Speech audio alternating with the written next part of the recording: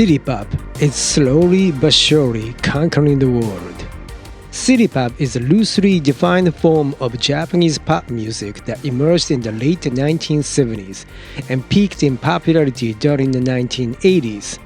After the 80s, though, its popularity completely faded away. People thought that the music would never see the light of the day. However, starting in 2017, taking advantage of online shareability, one people after another started to discover and share CityPop on YouTube. Boosted by the YouTube algorithm, people from all over the globe have discovered this gem of music. One of the words that you hear a lot from people who newly discover CityPop is nostalgia.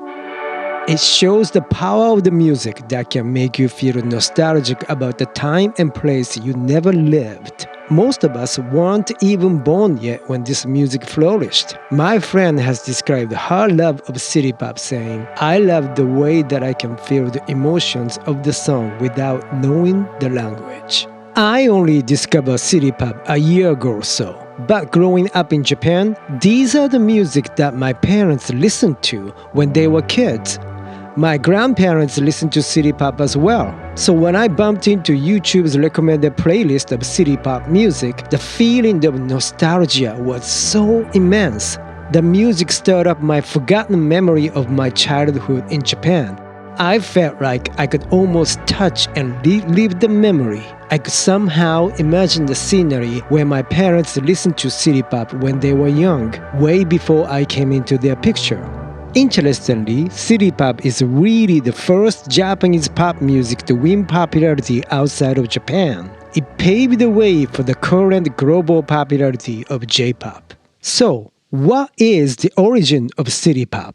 Musically, the origin of CityPop can be traced back to 1969, and it's kind of important to understand a bit of Japanese history leading up to 1969.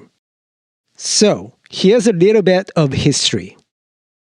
In 1945, at the end of the World War II, Japan lost the war. Atomic bomb was dropped on Hiroshima and Nagasaki, becoming the only country to have experienced the wartime use of nuclear weapons. In the wake of World War II, Japan's economy faced catastrophic devastation. Major parts of Tokyo and many other cities have been burned to ashes. 43 of Japan's 200 largest cities were demolished. 1/3 of the nation's wealth had been destroyed, and a severe shortage of food continued for many years. However, though Japan was left with almost nothing, Japan's economy recovered at an incredible speed. Known as the Japanese economic miracle, Japan experienced a rapid and sustained economic growth from 1945 to 1991, the period between post-World War II and the end of the Cold War. There was a brief recession in 1965, but after that, the Japanese economy enjoyed a record 57 months of prosperity lasting until the summer of 1970. During these good times, the Japanese economy grew stronger, becoming the second largest free market economy in the world in 1968. And this brings us back to 1969, the year CityPop was beginning to take shape. On its way to becoming the second largest economy in the world, Japan not only digested Western capitalism, but all the culture, art, and music. The Beatles was a sensational phenomenon in Japan, and their arrival sparked a great desire to learn, digest, and create their own version of rock, pop, soul, and jazz music. Boosted by economic growth, Japan will see the miracles of great innovations. Great automobile company and hardware companies like Toyota, Honda, Panasonic, Sony. Gaming companies like Nintendo and Sega were flourishing. And 808. Yeah, we should never forget about 808. Remember this album? 808 and Heartbreak. Drum machines such as 808 were Japanese innovations during this time. 808. The emergence of this drum machine was so crucial to the formation of, well, entire areas of modern music, especially hip-hop. but also subgenres like Mayan bass, acid house, and Detroit techno. Before the 808, producers dig for drum samples and meticulously loop them to create original drum patterns. With the arrival of 808, samples and live drummers became unnecessary. Producers were able to tweak their own patterns out of the 808's robotic and toy-like sounds, which made it possible for nearly anyone to produce music. Drum machines like the 808 spawned the era of bedroom producers such as Rick Rubin and Pete Rock. Afrika Bambaataa was the first hip-hop act to put the machines on the map with his seminal 1982 record, Planet Rock. It also hit the mainstream success with Marvin Gaye's 1982 hit Sexual Healing. When culture crashes and merges, the great innovation of new art can happen. So in 1969 in Japan, there was the formation of a legendary band, Happy End. Happy End is credited as the first rock act to sing in Japanese.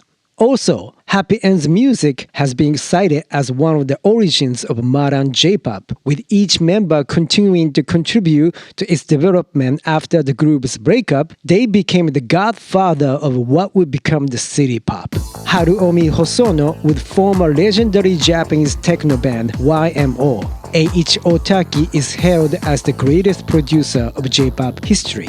Takashi Matsumoto would become one of the greatest lyricists, composing more than 2,100 songs to this day. Happy End pioneered the style of songwriting that combined Japanese language lyrics with Western-influenced folk rock in one syllable, one-note rhythmic form. Michael Borders, professor of East Asian languages and civilization at the University of Chicago, has said, for Matsumoto, the Japanese language was above all source of raw material for use in experimentation. For Happy End, the Japanese language functioned not as a repository of tradition or identity, but as an alienated and alienating tongue, a source of the noise. And they had a poetic way of writing that was never part of the Japanese rock music before. This became an example and gave confidence for all Japanese artists to follow, igniting the flourishing of unique Japanese modern pop music.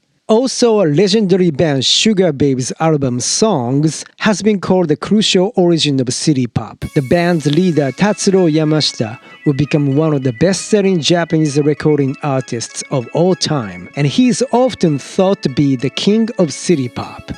Tatsuro pioneered the use of complex chord progression, using the jazz chords and slash chords, which eventually became a unique definition of J-pop music. And we can never forget about Tatsuro's wife, Maria Takeuchi.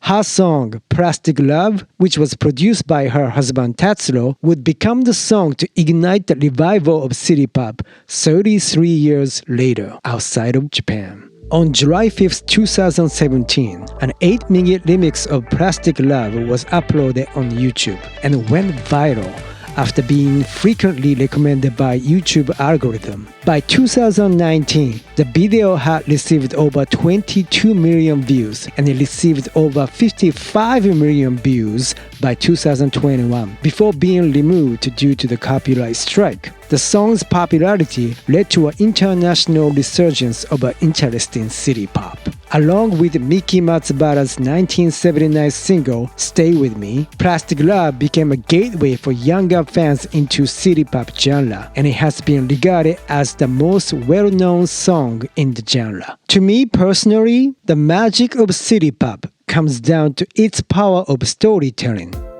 This is the genre of the music that can make you feel the emotions of the song without knowing the language. The Japanese language's unique pronunciation became part of the musical expression, which created a powerful nostalgic tapestry of the sound.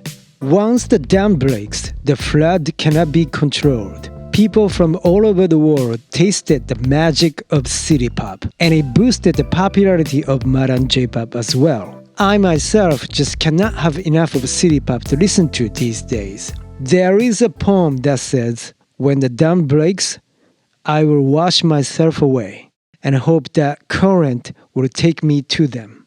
It takes me to them, a nostalgic place I've never lived.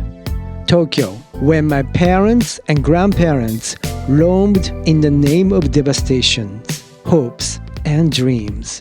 Tonight again, I shall let myself bathe in the ocean of a nostalgic soundscape. CityPop is where it's at.